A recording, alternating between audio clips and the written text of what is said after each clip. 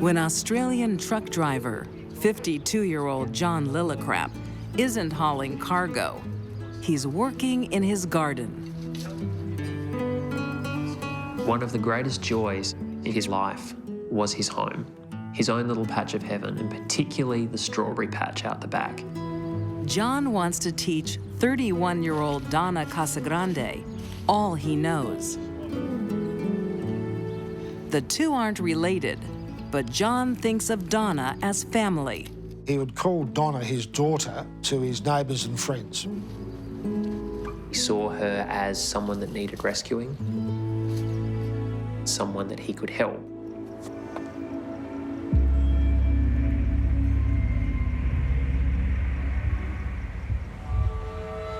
The pair met in very different circumstances.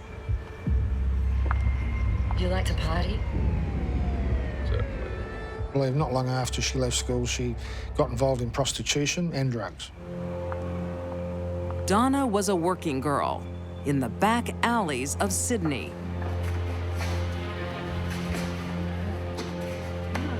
Until one night, she ran into trouble.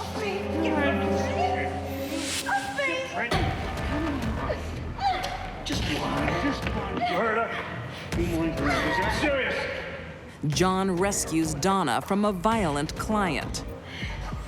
I'm in the mood. Neither am I.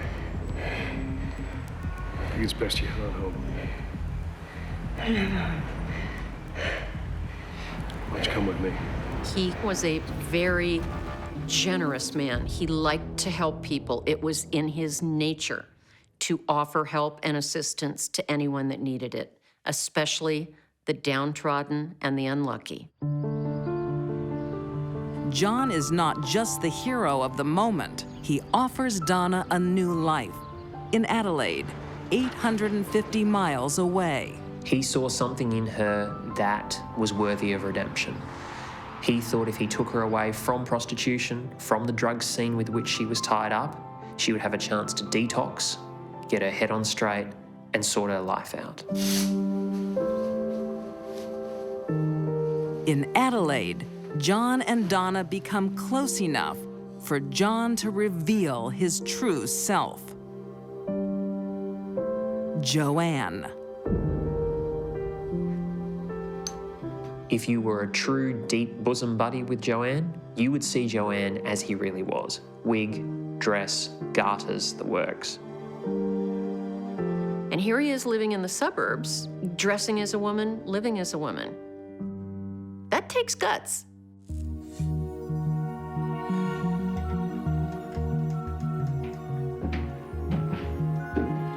Hey, Donna. What do you reckon? Not bad for a truckie. Wow. Well, it's not really my style, but yeah, it's okay on you. Donna didn't bat an eye when he came out wearing a wig, wearing a dress. It was complete acceptance, and that's what he wanted. Donna's new life is a world away from the streets of Sydney until she hooks up with a new friend, Nicole McGuinness. He was so drunk, he didn't even realize he'd already paid me. What a douche. She'd had a very rough life. She had also suffered abuse at the hands of family members. I need all the money I can get so I can get out of this stump. When are you coming to live with us? What, with the shoe man? Well, Joanne's all right. Yeah. She may wear dresses, but she's still a man. She had suffered violence at the hands of partners, and she had made her way through the ranks of the prostitution underworld. Oh. This is Nicole. Donna suggested to Joanne that he open his home up to a friend of hers who could also benefit from rehabilitation. You can move in, but I will not tolerate drugs in my home. Kind-hearted Joanne agrees, but doesn't want Donna to slip back into drugs. You let me hold your money, and I'll give it to you as you need. They were receiving welfare benefits, and so he would have them come into an account that he had the sole PIN number to. So if either woman wanted to access money, Joanne was controlling how much they were getting and why. Go. And Donna. To us. Yes. He thought that if he was open and honest, people would be open and honest with him. But Joanne is heading for disappointment. Thanks to Nicole, Donna is back on smack and desperate for a way to pay for it. Joanne did not understand how desperate heroin junkies can be to get their next fix. Hey. We'll get hundreds for this. He had reported to friends that he believed they were stealing some of his possessions from his unit.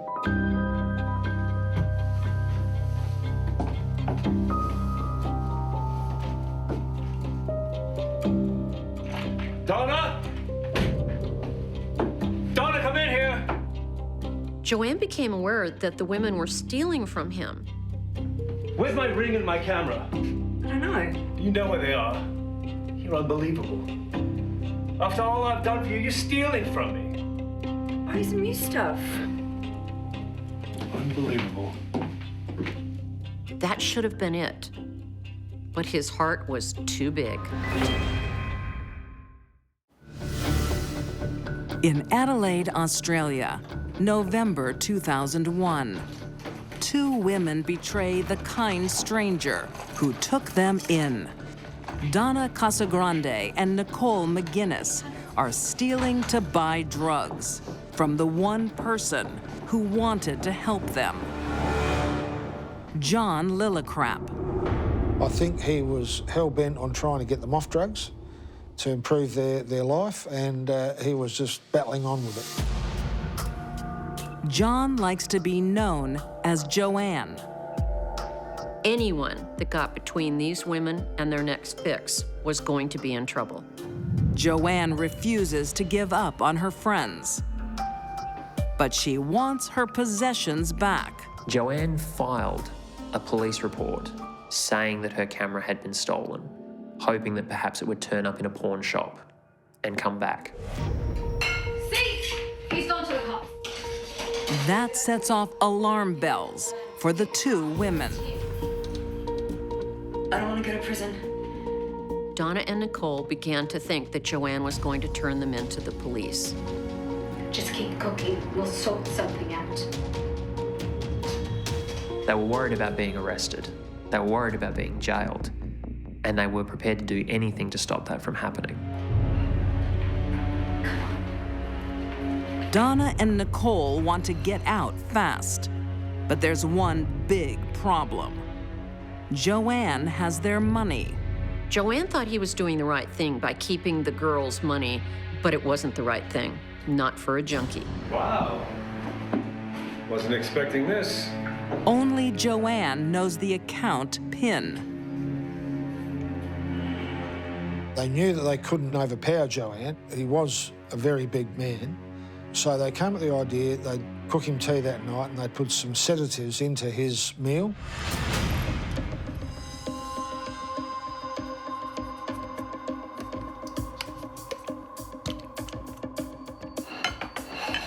Joanne started to become drowsy because of the drugs he had consumed with his meal.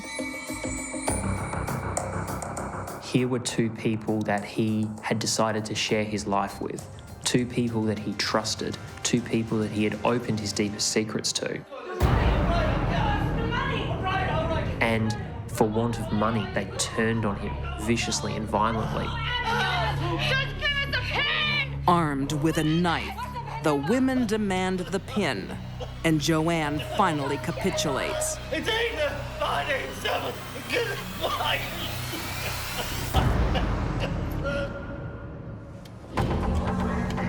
Donna heads to the bank. But there's a hitch. Joanne gave the women the wrong PIN number. Maybe it was deliberate, but it also could be because he was physically traumatized at that point. and didn't remember the number. Liar! You gave us the wrong number. Why would you do that? In either case, it didn't make things any better.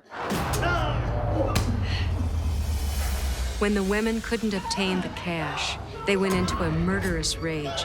They stabbed him multiple times, once in the heart, 4 times in the abdomen. The stab wound to the heart was the mortal wound. This fatal stab wound caused his death from massive blood loss. They took all of their rage and fear and drug addiction out on Joanne. Donna and Nicole were so far gone and out of control. I think even if the women had got their money, they still would have killed Joanne.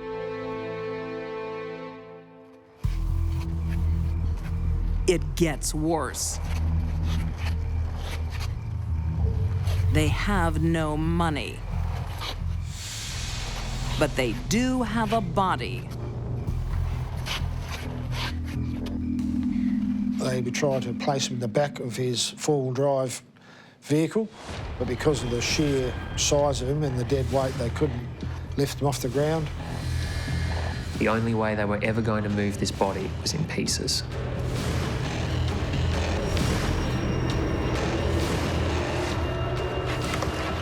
So, Joanne's body was beheaded and dismembered.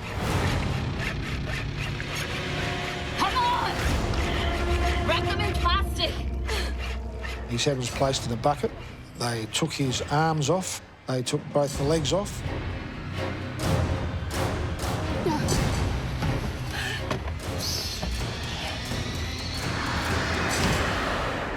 In the ultimate insult to this gentle man who had already sustained so much, they took his belly fat and spread it amongst his prized strawberries. An ultimate desecration for someone that had simply tried to help them, had simply wanted to make them better people. The women scattered Joanne's body parts around the city, then split up. Both went interstate, both went to different locations, intending to meet up again later. Their gruesome plan works. Donna moves back to Sydney, and no one suspects a thing. But before long, she's back to her old ways, and her drug addiction administers its own strange justice. She was ravenous with heroin withdrawal. It was consuming her every thought. She walked herself into the police station and offered to confess to a murder if somebody would give her some methadone.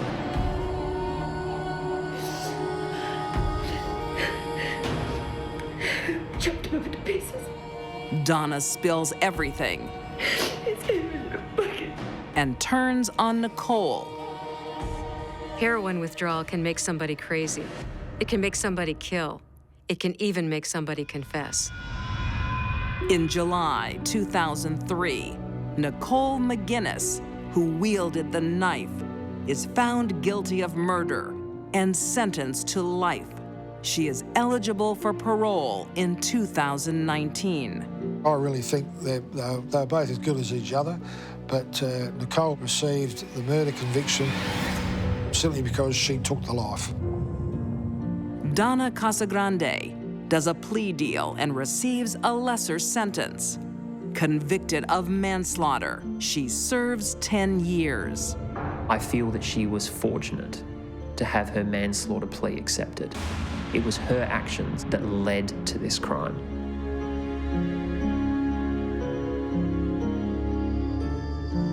Joanne only wanted to help. Donna and Nicole repaid the kindness with murder. I'd never thought that women could do this. To sit in the backyard of someone's house and dismember them, I never imagined that a female would do. Donna and Nicole were very damaged people by the time they met. Together, they were even worse.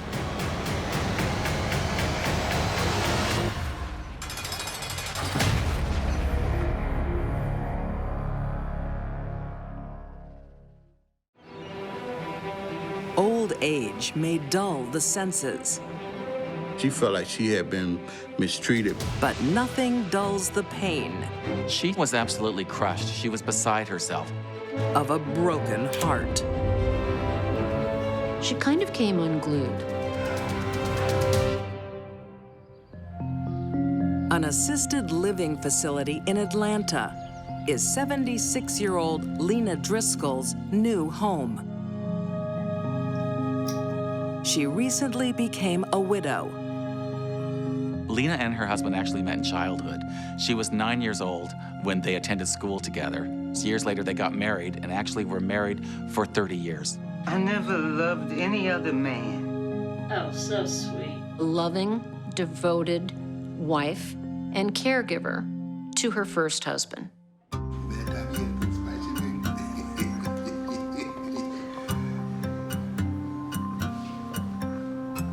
Residents welcome Lena to the fold, particularly 83-year-old Herman Winslow. This is my new bridge partner. Herman Winslow was a dedicated family man. Grandfather, he was considered a patriarch of the family. Herman's charming nature makes him popular with the ladies. Hi, I'm Herman. I believe Mr. Winslow and one of those gentlemen that were just really friendly with all the ladies in the old folks' home. You care to join us for a game of bridge? I don't play bridge. I could teach you.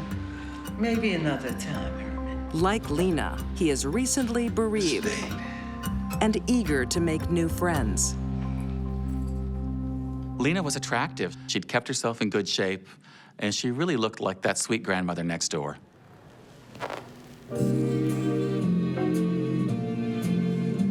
They met on that very first day, and Herman really pursued her. He liked her and started asking her out. Would you like to dance? Not a chance. She kept pushing it away. She wasn't really interested in going out with anybody. Herman pursued her romantically for 3 months. I'm free if you want to have that bridge lesson. No thanks, Herman. What is it, Herman? Hi, I was just wondering if you'd like to join me for dinner at my place today. Like water on stone, Herman slowly wears down Lena's resistance. Yeah. Oh, come on. Finally, she gave in, and she agreed to have dinner with him.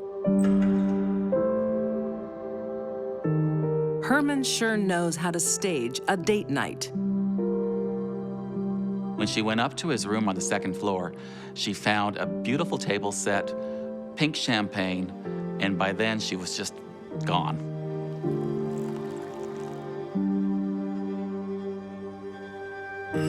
That was the turning point.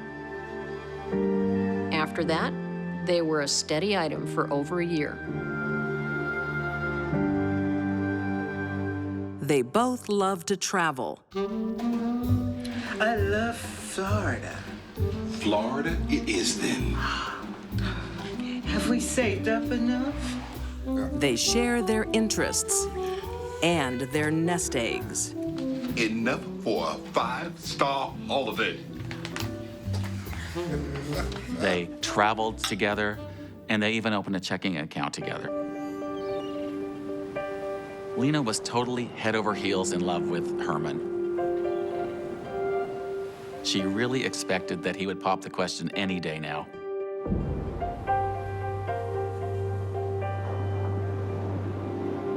But Herman soon finds out. Lena likes to keep him on a tight leash. She doesn't trust him around other women. Herman? She claimed that he had women coming and going at all hours, every hour on the hour. Herman, now! Herman was 85 years old. I don't know what he was eating for breakfast, but I doubt that he was involved with that level of sexual activity. What? Flirting again, I see. Just talking. Him is being neighborly and being friendly with all of it. she took it as something more. You're always just talking to her. Herman is shocked by Lena's behavior. You crazy. And cools the relationship. But ending it won't be easy. Problems? Sick of that woman. Blah, blah, blah. Jealousy is one of the most common motivators of murder. But don't take my word for it. Ask Lena Driscoll.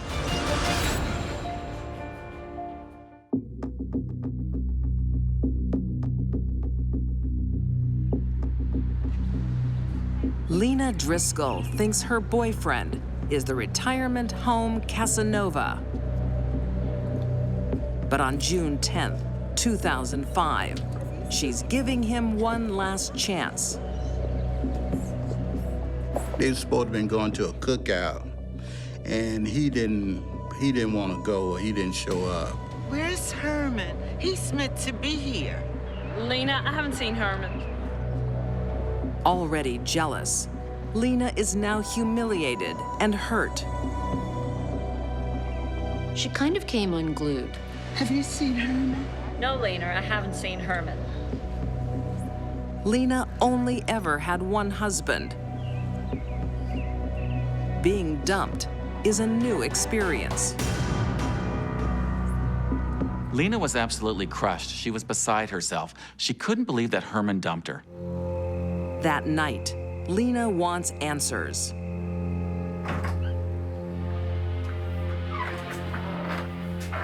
Lena went looking for trouble when she entered his apartment. And when she got there, she saw the setup for like a romantic dinner, and she felt that he was having someone over, and she was upset about it. What are you doing here? You stood me up. I think it really crushed Lena to feel like she was yesterday's news. I didn't want to go. That's because you had some twat coming over here. She didn't think she'd be one in a string of women. She thought she was the one. You drunk. Lena is enraged by Herman's betrayal. Lena was already upset and unstable when she saw evidence that he was going to be with another woman. Lena wouldn't take that very well.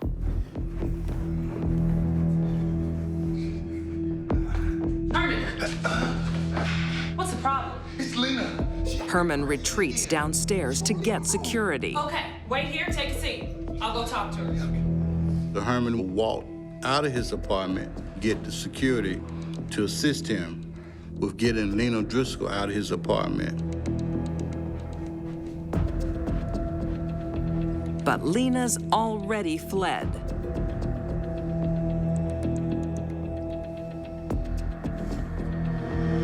Lena goes to her room and gets a gun that she's had for many years.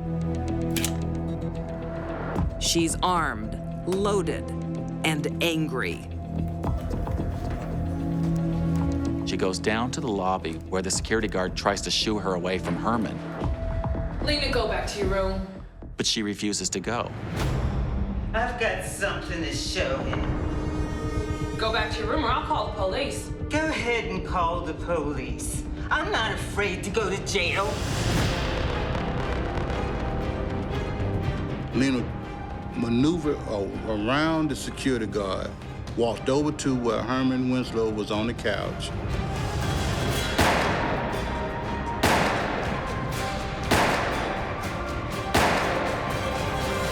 Lena shot Herman 4 times in the head because she wasn't trying to scare him. She wanted him dead.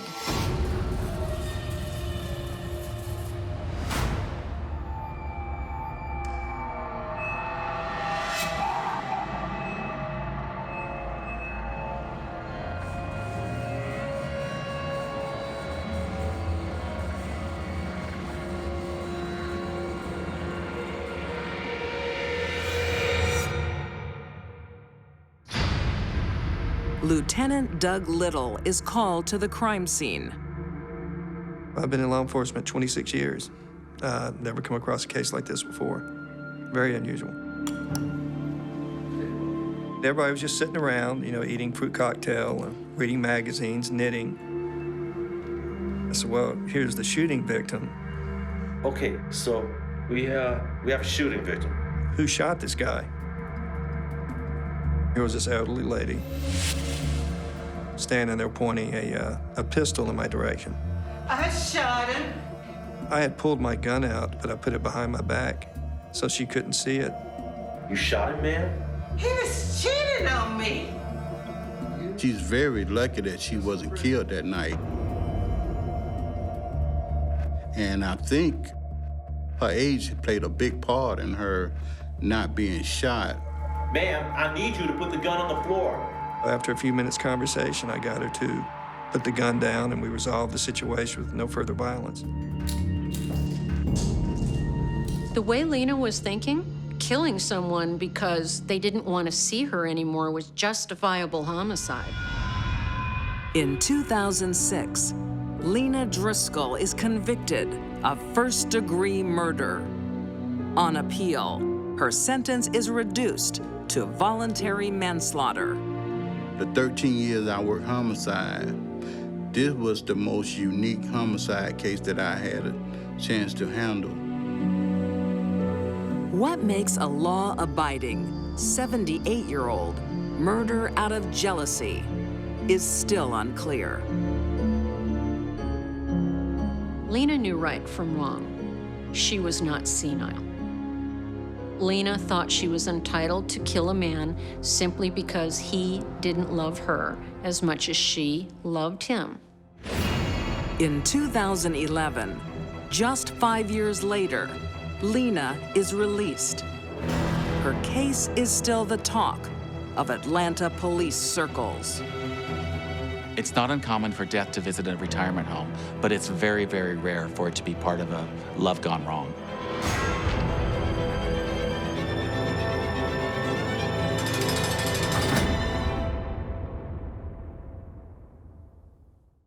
Next, maybe the fish will like it. Still waters can run deep. Angela was well and truly under the control of Doug Kelly. Pick him up! Take him outside! And when a passive wife reaches her limit, He was just willing to throw his weight around. You have been cheating him. You're lying! a storm is on its way. She had been fantasizing about this moment for years. 2012, on Australia's southeast coast, Angela Williams is raising her children with the help of her boyfriend, David Granger. David Granger was a big man. It was no coincidence that his nickname was Bear. He was large, stocky, had a beard, a little bit overweight. Caught any good fish lately, Bear? No, work's been flat out. Too busy. Chaotic. He's a bear of a man with a heart of gold. And after years of turmoil, Angela is finally happy. 4 years earlier, her common-law husband, Douglas Calley, went fishing and didn't come back. Their 2 children haven't seen or spoken to Dad since.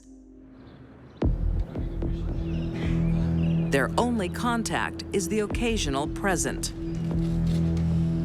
Angela gave her son Doug's prized diving watch as a gift. She said that Doug had sent it to her to give to him. It's Doug. Angela is the only person Doug will talk to. Yeah, just give me a second. During this party, she took a call, went off into another room, said she needed some privacy. She returned to the group upset. What is it? Dad wants us to move to the coast. Saying that Doug was pressuring her to move to New South Wales. What'd you say? I said no. But Angela isn't about to go running back to Doug. For 23 years, he kept her under his thumb. Can you clean them outside? I called him, you can clean it. Doug was, by all accounts, a very controlling and often a very demeaning man toward Angela. I'm not touching it.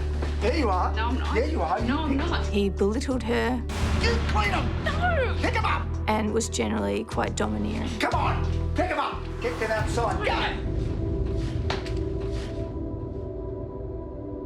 As the years went by, Angela became more and more isolated from outside sources.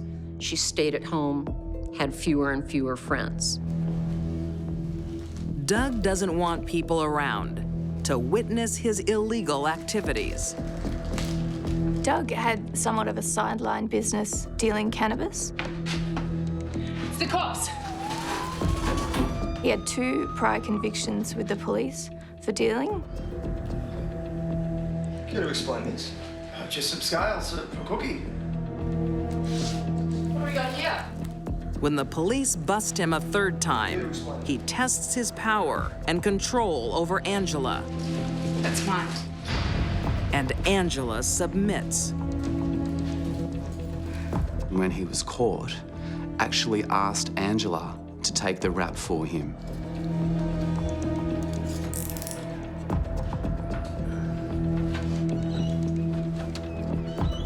Doug's dominance and control over Angela knew no boundaries. He actually got her to take the rap for a drug conviction.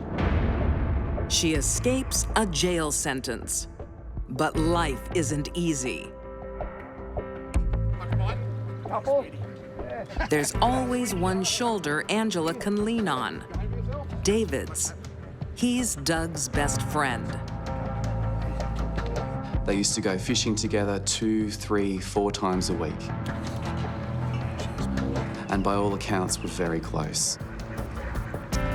It's not unusual for battered wives to become emotionally close to a friend of their abuser, whoever is close by, any port in the storm. When Doug leaves her in July 2008, it's David that Angela turns to. Angela turns up to David's house. She's in an absolute state. She's crying, she's overwhelmed. It's Doug. He's gone. Where'd he go? He left me. She tells David that Doug's left her. It's all right, it's all right. She poured her heart out, how upset she was that Doug had left her. Can me and the kids stay here? Of course. Can, of course you can. No problem. She sent word to the children's school that they should come back to David Granger's place. It doesn't take long for Angela to move on. Within weeks, Angela and David begin to form a romantic relationship. The two fell in love and began spending a lot of time together. She seems to have found her Prince Charming. She'd settled into her new life, and she was happy. But there's no fairy godmother in this tale. Angela has a dark secret. And she's the only one that knew it.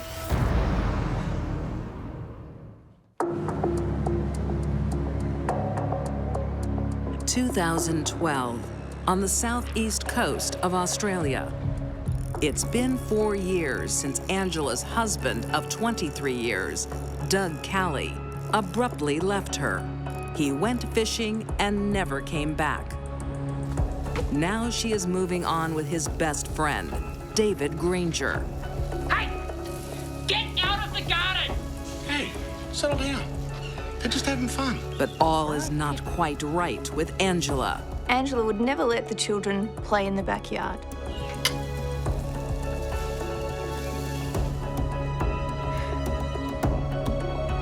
It turns out Doug's family hasn't heard from him either. The coppers keep asking me where Doug is. Do you know? Doug Calley's family were always suspicious about the circumstances. His father registered him as a missing person. 4 years after Doug's apparent disappearance, the police begin seriously looking into the case. His bank accounts hadn't been touched. He hadn't made a single word of contact with anyone. Angela was still maintaining her story that Doug had left and moved to New South Wales. But when Doug's family convinced the police to inspect Angela's home, secrets are exposed. They found a blood stain in the main bedroom. It changed everything. Everyone is about to find out what skeletons are buried in Angela's past.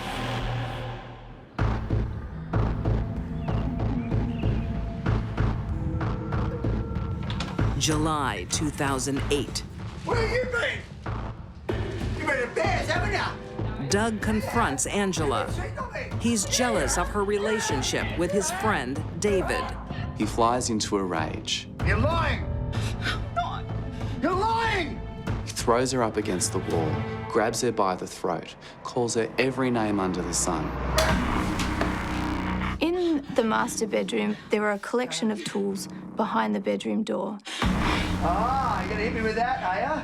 Yeah? You haven't got it in ya. Angela picks up a pickaxe.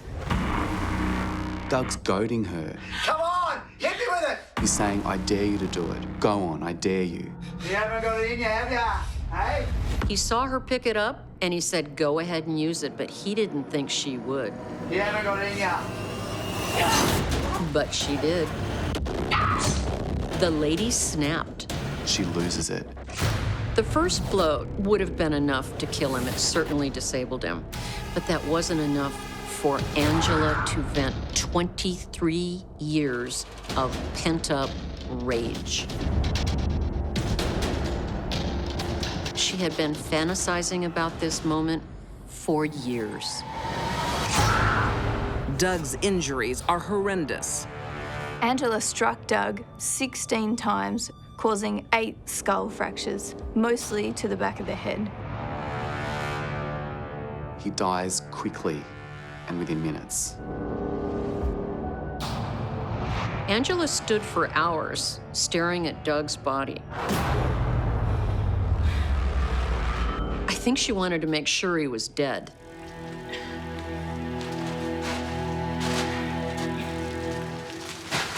Angela has a dead husband on her hands and her freedom to protect. She wraps the body in a tarpaulin and rope, drags him through the house, out to the backyard near the tool shed. Buries it in a shallow grave in the backyard. There was a lot of determination there. She knew what she had to do and she did it. And then the cover-up starts.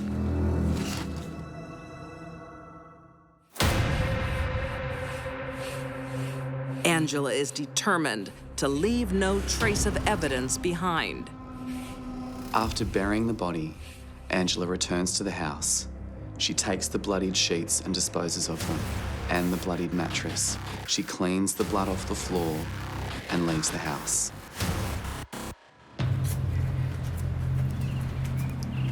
But after 4 years under police scrutiny, Angela can't keep up the charade any longer. I can't go any further. The truth came out. He's buried over there. Where? She confessed. Angela voluntarily agreed to show police where she had buried the body. Angela told the police she didn't know the effect that hitting him with an axe would have. One doesn't pick up a heavy object and swing it at someone's head unless they intend to do harm.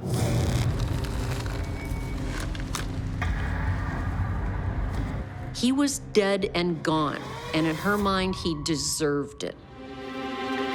In 2012, Angela Williams is charged with Doug's murder.